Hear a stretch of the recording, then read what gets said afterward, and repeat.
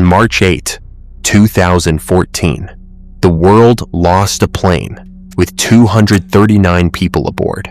No distress call, just silence.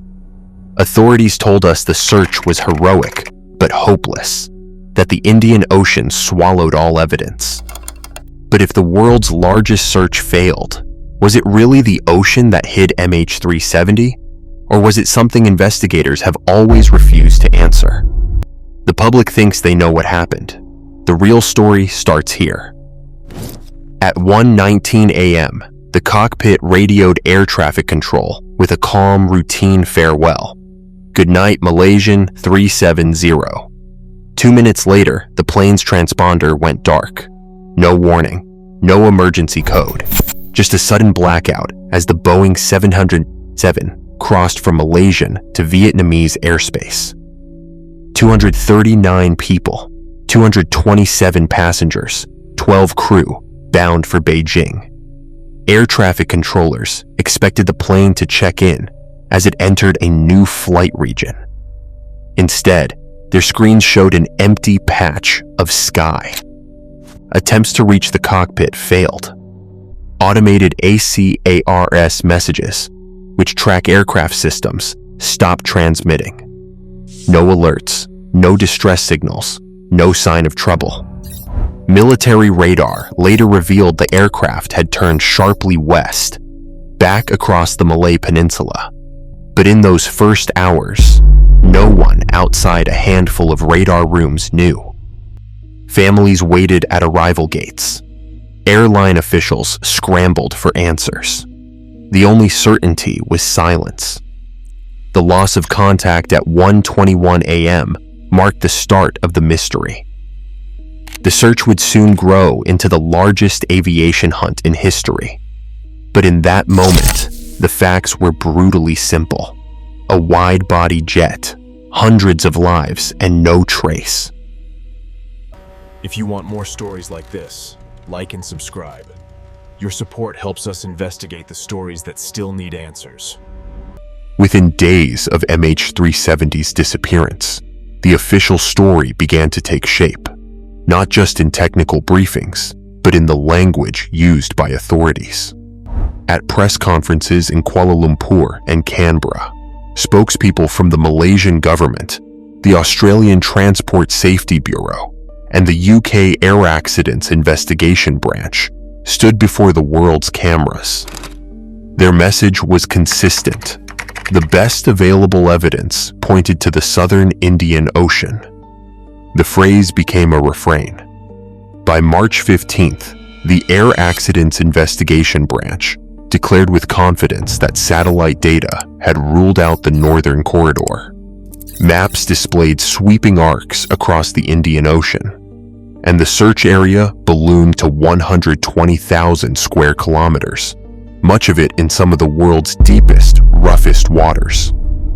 Families watched as officials repeated that the ocean's size and the uncertainty of the data were the main obstacles. Search ships and underwater drones scoured the seabed, yet every new announcement reinforced the idea that the wreckage was out there, just hidden by the vastness of the sea. Behind the scenes, though, crucial radar information from the Malaysian military was not made public. Questions about the plane's turnback and last known path were answered with summaries, not raw data. The narrative became fixed.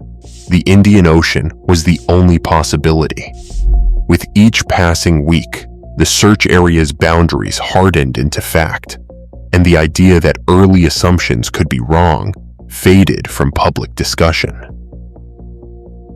Engineers at MH370 spent days analyzing the satellite pings, signals known as burst timing offset and burst frequency offset. These were not precise coordinates, but timing measurements, each one plotting a possible arc across the Indian Ocean. Lena Zhou, a systems analyst, recalls the uncertainty. Every calculation depended on assumptions about the aircraft's speed, heading, and when its satellite unit rebooted. Early on, both northern and southern routes fit the data. But by March 15th, officials announced the northern path was ruled out, and the southern arc became the focus. The search zone, once just a mathematical possibility, hardened into an official boundary. Internal emails show some researchers, including a CSIRO oceanographer, questioned whether the models truly captured the complexity of the ocean drift. Their cautions were quietly absorbed, but rarely challenged in public. With each new pass, the absence of wreckage was blamed on the ocean's scale, not on the underlying logic. The search and its assumptions became inseparable. In early 2025, search vessels returned to the southern Indian Ocean, but this time, the rules had changed. Ocean Infinity signed a contract with Malaysia.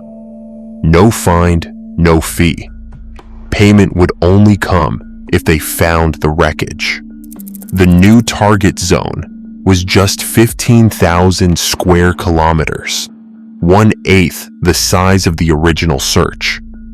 This area wasn't chosen by old assumptions.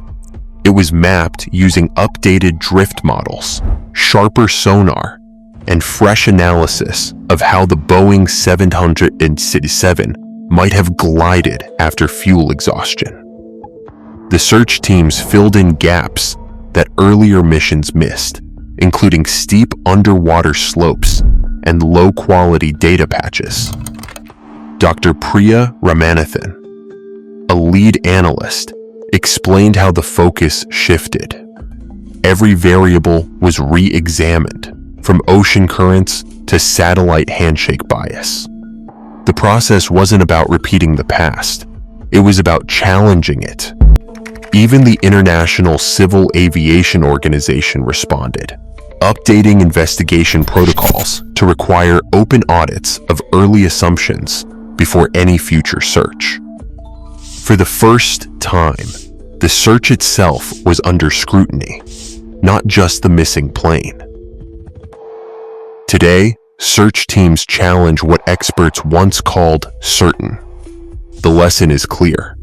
Until we question our own assumptions, disappearance remains possible, no matter how advanced our tools. What would you change next time?